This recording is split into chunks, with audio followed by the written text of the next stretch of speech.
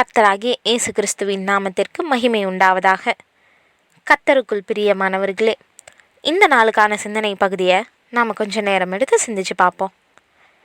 இன்றைக்கி திடீர்னு நாம் இருக்கக்கூடிய சபையில் ஒருத்தர் துப்பாக்கியோடு வந்து நின்று இயேசுவை மறுதளிச்சா உயிர் வாழ்வீங்க, இல்லைன்னா சுட்டுடுவேன்னு சொல்லி மிரட்டல் விடுத்தா நம்ம எத்தனை பேர் விசுவாசத்துக்காக மறிப்போன்றது மிகப்பெரிய கேள்விதான்.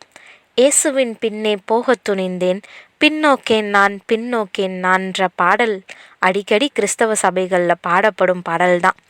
இந்த பாடல் தெரியாதவங்க இருக்க மாட்டாங்க. இந்த பாடல் எந்த சூழ்நிலையில் ஏற்றப்பட்டு பாடப்பட்டுச்சின்னு தெரியுமா?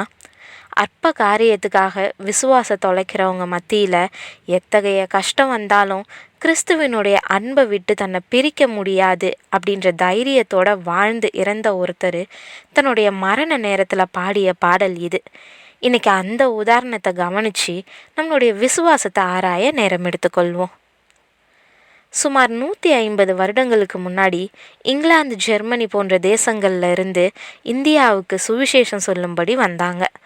அவர்களில் வெல்ஸ் தேச மிஷினரி ஒருத்தர் வடகிழக்கு இந்தியாவில் ஒரு கிராமத்தில் 2 பிள்ளைங்கள் அடங்கிய ஒரு சின்ன குடும்பத்துக்கு சுவிசேஷம் சொல்லி அவங்க இயேசுவை ஏற்றுக்கிட்டாங்க. கிறிஸ்தவராக மாறிய அந்த மனுஷனுடைய வாழ்க்கை அந்த கிராமத்தில் உள்ள மற்றவங்கள பொறாமப்பட வச்சுச்சு. குடிச்சிட்டு கெட்ட வார்த்தை பேசிக்கிட்டு மனைவி பிள்ளைகளை அடித்து துன்பப்படுத்தி வீதியில் விழுந்து கிடந்த ஒருத்தன் இப்போ வெள்ளையும் சொல்லையுமா கல்யாணத்துக்கு போகிறவன் போல் கிறிஸ்தவ கோயிலுக்கு போனால் சும்மா இருப்பாங்களா? கோபம் அடைஞ்ச அந்த கிராம தலைவர் அந்த கிராமத்தில் உள்ளவங்க எல்லாரையும் அந்த கிறிஸ்தவ குடும்பத்தையும் கூப்பிட்டு, நீங்கள் எல்லாருக்கும் முன்பாக உங்கள் இயேசுவை விட்டு விலகுங்க, இல்லைன்னா நீங்கள் அழிக்கப்படுவீங்கன்னு சொன்னான். இக்கட்டான அந்த சமயத்தில் அந்த மனுஷன் ஒரு பாடலை இசைச்சி இயேசுவின் பின்னே போக துணிந்தேன், பின்னோக்கேன் நான்னு பாடினார். இதனால் கடுங்கோபமுற்ற அந்த கிராம தலைவன் அந்த கிறிஸ்தவனுடைய 2 பிள்ளைகளையும் கொல்லுமாறு தன்னுடைய வில் வீரர்களுக்கு கட்டளையிட்டான். அந்த 2 சிறுவர்களும் வில்லம்புனால் குத்தப்பட்டு கீழே விழுந்து கிடக்கையில் அந்த கிராம தலைவன் அந்த கிறிஸ்தவனை நோக்கி, இப்பயாவது நீ உன் விசுவாசத்தை விட்டு விட மாட்டியா? பாரு, உன் 2 பிள்ளைகளையும் நீ இழந்துட்ட. நீ உன் விசுவாசத்தை விட்டு விலகலைன்னா நீ உன் மனைவியையும் இழந்துடுவ அப்படின்னு கர்ச்சிச்சான்.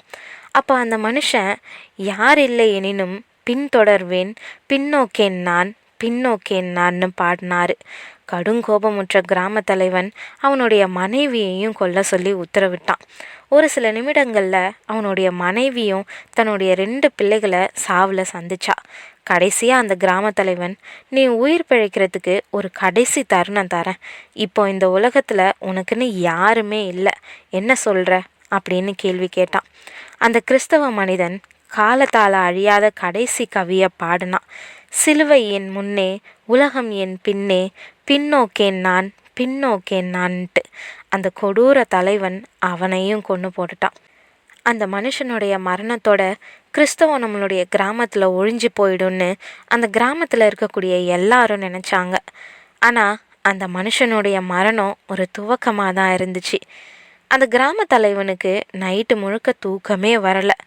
இந்த மனுஷன், அவனுடைய மனைவி, அவனுடைய பிள்ளைகள் 2000 வருஷங்களுக்கு முன்னாடி வேறொரு தேசத்தில் வாழ்ந்து செத்துப்போன இயேசுன்ற ஒரு மனுஷனுக்காக ஏன் மறிக்கணுன்ட்டு தனக்குள்ளே கேட்டுக்கிட்ட அந்த கிராம தலைவன், இல்லைனா கண் முன்னே மனைவி பிள்ளைகள் இறந்தும் கூட அந்த மனுஷன் சந்தோஷமாக இருந்தானே, அவன் சாகும்போதும் அளவில்லா இன்பத்தோடு இருந்தானே, அந்த குடும்பத்தினர்கிட்ட ஏதோ ஒரு இயற்கைக்கு அப்பாற்பட்ட அற்புத சக்தி இருந்திருக்கணும், நானும் அந்த அற்புதத்தை பெற விரும்புகிறேன்ட்டு தன்னுடைய மனசில் நினச்சான்.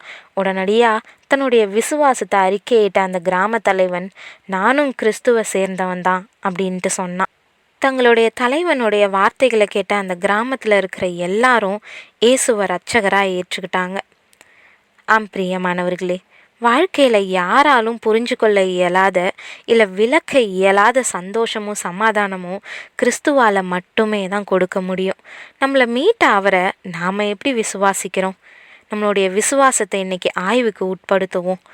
பவுல் அப்போஸ்தலன் விசுவாசத்தில் உறுதியாக வளர்ந்தவரா இப்படி ரோமர் 8:35 - 39 வசனங்களில் உமது நிமித்தம் எந்நேரமும் கொல்லப்படுகிறோம், அடிக்கப்படும் ஆடுகளைப் போல எண்ணப்படுகிறோம் என்று எழுதியிருக்கிறபடி நேரிட்டாலும் கிறிஸ்துவின் அன்பை விட்டு நம்மை பிரிப்பவன் யார்? உபத்திரவமோ, வியாகுலமோ, துன்பமோ, பசியோ, நிர்வாணமோ, நாசமோசமோ, பட்டயமோ, இவை எல்லாவற்றிலேயும் நாம் நம்மில் அன்பு கூறுகிறவராலே முற்றும் ஜெயம் கொள்ளுகிறவர்களாய் இருக்கிறோமே. உயர்வானாலும் தாழ்வானாலும் வேறு எந்த சிருஷ்டியானாலும் நம்முடைய கர்த்தராகிய கிறிஸ்து இயேசுவில் உள்ள தேவனுடைய அன்பை விட்டு நம்மை பிரிக்க மாட்டாதென்று நிச்சயித்திருக்கிறேன்னு முழக்கமிடுறாரு. எந்த சூழ்நிலையிலையும் நம்மளுடைய விசுவாசம் அசையாமல் உறுதியாக ஸ்திரமாக நிலையாக இருக்க விரும்புவோம். அப்படியாப்பட்ட விசுவாசம் வளர நம்ம பிரயாசப்படுவோம். நம்மளுடைய விசுவாசத்தினால தேவநாமம் மகிமைப்படட்டும். ஆமேன்.